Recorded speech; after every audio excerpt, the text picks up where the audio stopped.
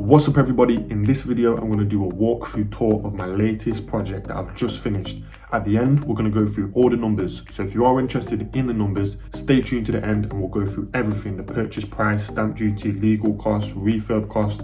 We'll break down all the numbers, so hopefully it will help some of you guys if you're looking to do a similar project. But first, let me show you around. Right, so this is the kitchen area. So obviously when I bought the property it was completely run down. It had nothing going. It was literally a bit of a mess. So what I did was I stripped out everything. Obviously I didn't, my builders did, and we've replaced everything in this kitchen, from the flooring to the actual kitchen units. We've put brand new fridges in, a washer dryer. Here we have the feature wall, which is basically exposed brick tiles. So these are actually tiles. This cost around £500 to do this, but I think it's made a big difference to the actual kitchen. Kitchen itself, this was done by a bespoke kitchen fitter. We paid around £3,500 for this kitchen. Had one issue with this, so in here, this was actually white. So he fitted the kitchen and he put this in white. So it just ruined the whole look of the kitchen, because as you can see, the appliances are black and that was white. So what I did was I got my guy to spray paint this. I'm pretty happy, you know, it looks okay, so I'm happy with it. So yeah, this is the kitchen. And yeah, let's move on. So as you can see here, this is a communal area, basically a living room. And this is just a nice, simple, basic area. We got a bit of a feature wall over here. Believe it or not, this only costed £150 to actually build. That's including labor and the materials. So £150 for that, pretty good. This only costed £30. The sofa costed £450. So it's pretty budget, but I believe we've got a really nice finish here. You can get a lot cheaper things, but I like to go high level. So that's something that's quite key for myself. So here we've got the LED strips built in the back of the TV. I can actually control the color of the TV. So I think the students will like this. This is obviously a student HMO, you know, get-togethers, little mini parties, and hopefully they don't trash the place, but part of the game. So there was no wall here. This was completely built by all my builders. We've actually built all of this. So before, this was all open, and there was 2 bathrooms in here, which is now a bedroom, and the hallway to the outside. And then we built a bathroom in here. So this is downstairs bathroom. It is a communal bathroom. This property has 3 bathrooms, but as you can see, this is the finish of the bathroom, and we've got a nice radiator, just really basic stuff. This bathroom itself, it costed around £3,000, and that's including labor, so I'm pretty happy with it. This will be used for the downstairs communal bathroom, so mainly be used by the bedroom in there. I'll show you in here. This is bedroom number 1. This hallway leads to outside, and then this is bedroom number 1. So obviously we have the fire doors, and we have the intermittent fire strip right here. So these are the fire strips attached to the door. So these are part of the HMO requirements. So every HMO property needs to have fire strips and fire doors.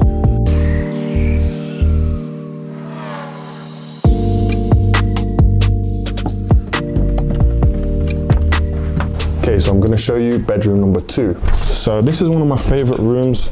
I think it's definitely got a nice vibe, and I like the wallpaper here.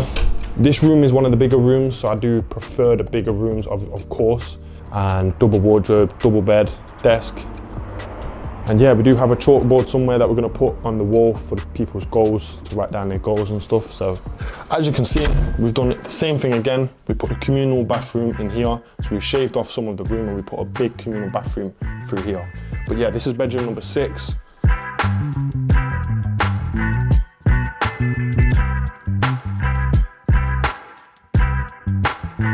I think it's got a nice feel. My interior designer, she chose all the interiors for the project. So big thank you to Jeanne from Jeanne Interiors. The hotel lights, and yeah, the double windows. I think it adds it's a really nice touch to the property. So yeah, I'm definitely feeling this room. Firstly, before I get into the numbers, I just want to talk to you about the deal itself. So how did I find the deal? This was actually a direct to landlord deal. So somebody approached me, through my network and actually said, Luigi, I think there's something that's going to be of interest to you. Do you want to check it out? I went and checked it out, managed to close the deal with the landlord, and I paid the person that let me know about the lead £2,000 as a sourcing fee. So that's how I found the deal, and that's how I secured the deal. Now, this was an existing HMO. It had the certificate of lawfulness. So if those of you that don't know, I've got a video all about that. Check it out on my channel. It's called Don't Buy HMOs Without This, because it's so crucial. If you're buying a HMO in an Article 4 area, you need to make sure that it does have the COL, the certificate of lawfulness. So basically, I bought this property. It had the certificate of lawfulness. It was a 5-bedroom HMO, and I've actually turned it into a 6-bedroom HMO. Big property, it's close to the city centre, it's within 1 mile of the city centre. But now let's get into it. What are the numbers? Because I know that's what you guys want to know, so I'll get straight into it. So the purchase price was £170,000. The deposit was 25% because it was actually a buy-to-let HMO mortgage. So we had to put down a 25% deposit. So the deposit was £42,500. We had to pay 3% stamp duty, so 3% of the purchase price, so that was £5,100. We had to pay £1,000 for the HMO license, and we had to pay someone £150 to fill it in and submit it on our behalf. And the person that did that was our letting agent, Slater and Brandy. Mortgage broker fee and the legal fees all came to £2,000 in total. So we also paid £250 for a fire risk assessment. That was basically to assess if we need to make any changes in terms of emergency lighting, that type of thing. And we paid £53,000 was the cost of the refurb. So the full refurb, brand new kitchen, plastering the whole property throughout, 3 new bathrooms, layout change, new stud walls added, new electric work. We literally went to town, fully refurbished this whole property, and the cost was £53,000. That's the refurb costs. The furniture cost £6,000. So obviously my joint venture partner funded this whole deal. So his total investment's been £110,000. And yeah, £110,000. That's how much this deal cost. So if you are thinking about doing a similar deal, then this is the kind of funds that you do want to kind of have. But this is a big 6-bedroom property. It needed a complete refurbishment. We bought it for £170, and we spent roughly about £60,000 on it, on the refurb and the furniture. So that brings the total investment to £230,000.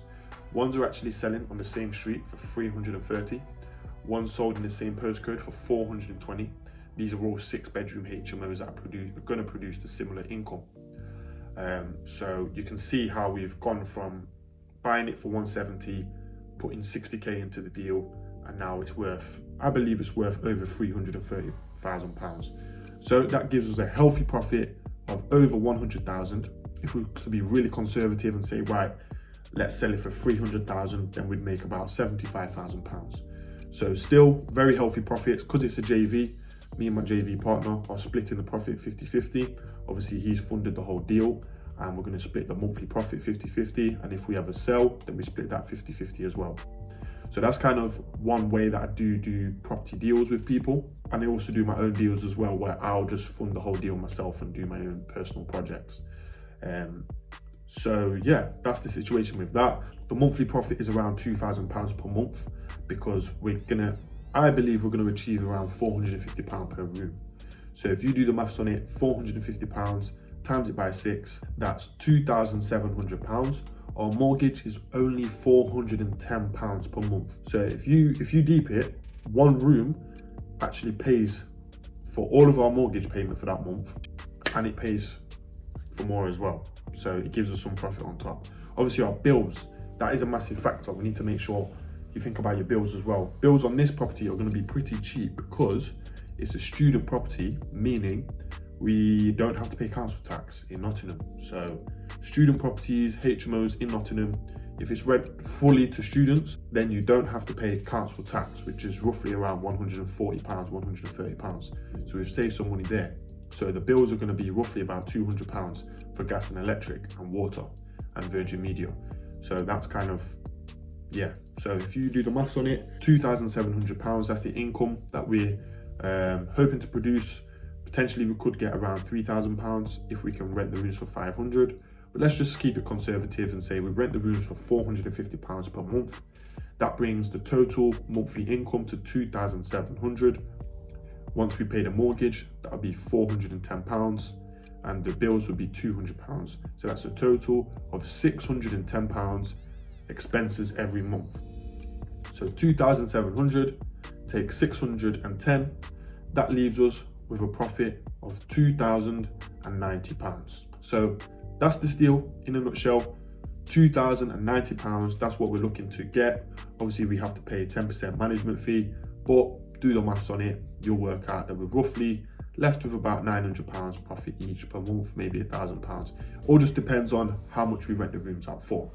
But either way, we're both happy with, even if we come out with, say, you know, before tax, say £900 profit, after tax we come out with about £800 profit each per month, then we're both super happy. So yeah, win-win situation. The JV model is something I do. So if you are looking to do a JV, then definitely reach out. I'll be open to having a conversation. To do a JV, the minimum requirement is around £60,000 to do some sort of JV, but obviously anything upwards of that is a lot better in terms of giving us access to a lot more different deals. I can't work with everybody. I do have to turn certain people down, but definitely reach out if you do want to have that conversation. I'll be happy to speak with you. Coaching, if you do want any coaching as well, I do offer that as well. So just drop me a DM or email me at lncapital@outlook.com. So yeah, have a blessed day, guys, and stay tuned. I'll update you on the next purchases. I've got 3 more that I'm definitely buying. If everything runs smooth, you never know what can happen, but hopefully I'm able to get all of these free. I'm just in the process of getting the mortgages on them. And yeah, fingers crossed, guys. Stay blessed. Have a good day.